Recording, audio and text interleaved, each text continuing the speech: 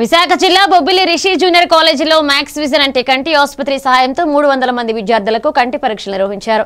ఈ సందర్భంగా ఆంధ్రప్రదేశ్ విద్యార్థి జేఏసీ రాష్ట్ర ప్రధాన కార్యదర్శి సాయి కిరణ్ యాదవ్ మాట్లాడుతూ నెల రోజుల వరకు బొబ్బిల్లో ఉండే అన్ని కాలేజీలు, స్కూళ్లలో విద్యార్థులకు ఉచితంగా తనిఖీలు ఏర్పాటు చేస్తున్నామని తెలిపారు. ఈ కార్యక్రమంలో మ్యాక్స్ విజన్ బృందం, ఏపీ స్టూడెంట్ జేఏసీ నాయకులు, కళాశాల యాజమాన్యం పాల్గొన్నారు.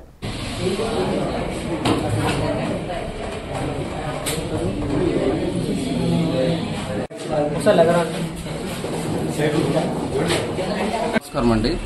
నా పేరు శంకర్రావు, మాది రిషి జూనియర్ కాలేజ్ లెక్చరర్.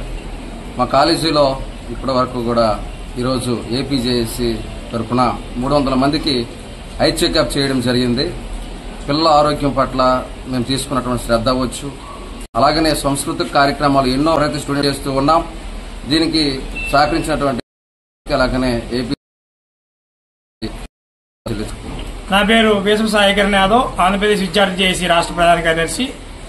కంటి తనిఖీలు నిర్వహించి వాళ్ళ ఆరోగ్యం పట్ల శ్రద్ధ చూపించేలాగా